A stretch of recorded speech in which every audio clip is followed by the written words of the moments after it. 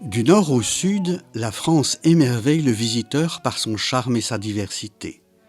Des villes et villages anciens aux sommets enneigés, des volcans d'Auvergne aux forêts profondes, entre fleuves et torrents, lacs et falaises, chaque région nous offre ses trésors, chacun peut y trouver son bonheur.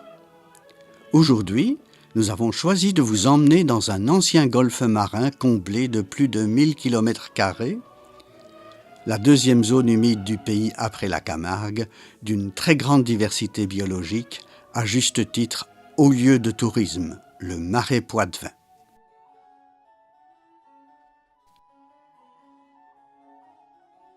Plantons le décor. Il y a plus de 8000 ans, la mer remontait sur une cinquantaine de kilomètres entre la baie de l'Aiguillon et l'actuelle ville de Niort. Mais ce golfe s'est progressivement comblé. À partir du Xe siècle, des abbayes s'installent sur les anciennes îles et les communautés monastiques commencent des travaux d'assèchement qui se continuèrent jusqu'au XXe siècle, notamment sous l'impulsion d'Henri IV et de Napoléon Ier. Petit à petit, 3 zones se dessinent. Le marais mouillé, couvert de forêts, le marais desséché et le marais littoral. Le marais mouillé est régulièrement inondable, c'est une zone de forêt et d'élevage. Le marais desséché est loin d'être un désert, mais n'est théoriquement plus inondable. Ce sera une zone de culture et de pâturage, et enfin une zone de présalé autour de la baie. Toute la zone est quadrillée d'un réseau très dense et très complexe de canaux et de fossés, petits et grands, gérés par des portes et des écluses, car une grande partie se trouve sous le niveau de la mer, un véritable labyrinthe. Avec ces 5 grandes abbayes, ces indispensables châteaux, ces villages accueillants, ces étendues forestières ou agricoles éloignées de la circulation et de l'agitation des grandes villes, son riche passé, sa diversité biologique, le Marais Poitevin est incontestablement une des destinations incontournables du tourisme français. Et contrairement à ce que vous pourriez craindre, les moustiques y sont rares.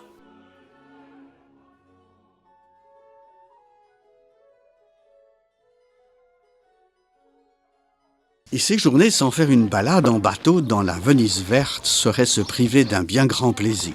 Embarquons donc sur la Sèvre dans le sympathique village de Coulon et laissons la parole à notre merveilleux guide Emmanuel Coursodon, un véritable maraîchin, proche de la nature, assurément le meilleur que nous puissions trouver. Ils en ont profité pour aménager ce marécage en marais.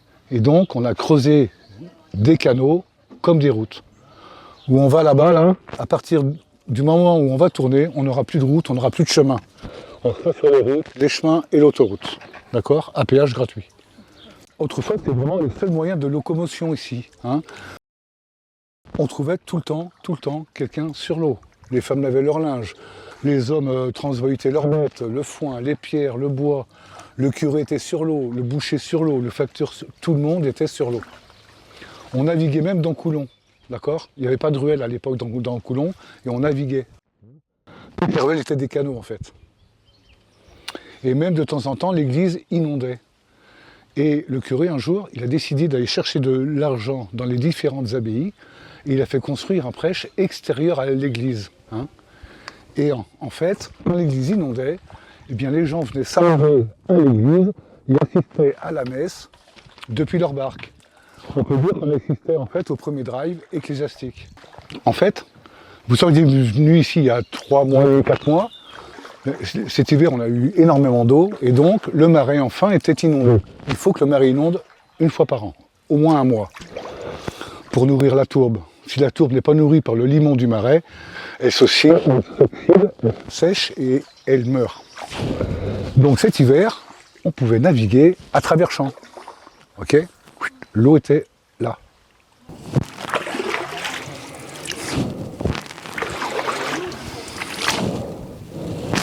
Et bien la mer, à terme, peut-être d'ici 100 ans, elle reprendra sa place jusqu'à Niort Beach. Et ici, on aura une forêt dans l'eau, un bayou. Hein. Alors il va falloir que la végétation, les animaux s'acclimatent à une eau saumâtre, pas d'eau, mais à terme, ce sera ça, de toute façon. C'est inéluctable. En gros, là, on a à peu près 400 km de voies navigables.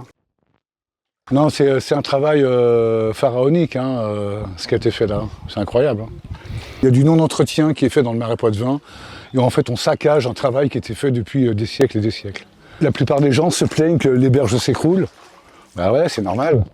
Autrefois, quand ils ont creusé les canaux, ils ont planté des arbres tous les mètres 50 pour que les racines viennent bien s'entremêler entre elles et tenir les berges. Et en fait, là, les arbres, ils tombent. Bon, il y a une érosion qui est là, due au vent, au passage des barques. Mais il n'y a aucune obligation d'entretien dans le Marais Poitevin. Donc, les gens font rien. Vous voyez ? Et voilà. On a des berges à nu. Encore là, on a un platane qui fait des grandes racines, ça va, mais voilà. Là, ça s'écroule. Quand ils veulent planter des arbres, ils préfèrent mettre des piquets. Mais ça sert strictement à rien. Là, c'est pas entretenu du tout. D'accord ? Si vous avez l'impression que c'est entretenu, parce que là, il y a les vaches qui viennent paître, donc celles qui entretiennent le terrain. Les berges, que dalle. Là, il manque des arbres, donc c'est pas entretenu. Si je vous emmène à 2h30, 3h de barque, dans le Marais, d'accord, ça paraît moins entretenu, mais au moins il y a des arbres tous les 2 mètres. Et en fait, c'est en meilleur état. C'est le vrai marais, vous voyez. Là, on est dans le marais touristique, faut bien se rendre compte. Quand ils ont creusé ces canaux, ils ont planté des essences d'arbres particulières pour tenir les berges. Ça n'a pas été fait au hasard. Ils ont planté tout d'abord du frêne. Le frêne, c'est cet arbre-là, là, avec ses petites feuilles. Et le frêne ici, il a la tête coupée. Partout. À chaque fois que vous voyez un arbre à la tête coupée, à 95%, c'est du frêne. On appelle ici le frêne tétard. Pourquoi lui couper la tête? Pour faire grossir le tronc, faire grossir les racines et mieux tenir les berges. D'accord? Et les bois qui étaient faits au-dessus, on les coupait à peu près tous les 9 ans. Et ça servait de bois de chauffage pour les fours de boulanger. On s'en servait pour faire des manches à outils et des meubles, parce que c'est un bois noble. Les paysans avaient du frêne, mais n'en avaient pas l'usufruit. Et le frêne, c'est l'arbre qu'on a par centaines et des centaines de milliers ici. Je vous expliquerai pourquoi tout à l'heure. C'est très important en fait. Donc, après le frêne, on va trouver un arbre avec les petites feuilles rondes à droite là-bas qui ressemble au noisetier et qui est en fait de l'aulne. D'accord? De l'aulne ou du vergne, ça dépend des régions. L'aulne, il fait des racines très grandes et qui s'en mêlent très bien, tout seul. Et en plus, c'est un bois qui est imputrescible. Donc en fait, autrefois, on en faisait des fonds de barque, des débarcadères, des manches à outils aussi, et des sabots. L'aulne est un bois très léger, mais très dur. Un ancien fossé encore. Ces fossés sont bouchés à 90%. Nous, on va en emprunter 1, 2, 3, 4. Les fossés qu'on emprunte, c'est nous qui les entretenons, même si on n'a pas le droit. Le fossé, il est privé, d'accord? Contrairement au Conche et au Grand Canot, il entretient un combe aux propriétaires privés, mais personne ne le fait. Et donc nous, qu'on aime bien passer dans ces petits endroits, et bien le soir, des fois, on prend les tronçonneuses, les cordes, et on va déboucher des petits canaux comme ça. Un moteur, on se fout. Ah non, le moteur, c'est le monsieur, le moteur. Alors là, on arrive devant 2 peupliers qui se sont couchés, qui se sont déracinés carrément. Cet hiver, on a eu à peu près 150 qui sont tombés comme ça. Ah bah oui, ouais. Voire plus. Et donc, on voit bien, c'est un enracinement horizontal, il n'y a pas de profondeur. Et ça emmène tout, ça emmène la berge, ça emmène tout. Alors, c'est avantageux pour... Est-ce que vous voyez les petits trous ronds qui sont faits à droite à gauche? Ok? Eh bien, ces trous, c'est le nid du martin-pêcheur. Ok? Le martin-pêcheur, c'est un oiseau qui, généralement, fait ses nids dans les berges. Il creuse un tunnel en montant. Mais là, c'est trop facile pour lui. Donc, il creuse ses nids ici. Et messieurs, prenez-en bien de la graine. Le martin-pêcheur creuse 3 nids et c'est madame qui choisit celui qu'elle veut. Je dis ça, je dis rien. Alors c'est pas péjoratif, paysan chez moi. Non, j'ai compris, c'est l'histoire. C'est mes racines, la paysannerie. Il y avait un paysan qui faisait un feu là, sur le côté d'un petit canal. À l'époque, personne ne brassait la vase. Personne. Et donc, il devait y avoir une très très grosse poche de gaz. Il y a une écrevisse ou un poisson qui a dû percer cette poche. Le gaz est remonté. Le feu a pris sur le canal. Mais ça a duré un mois. Ça n'arrêtait pas, le gaz remontait, ça s'enflammait.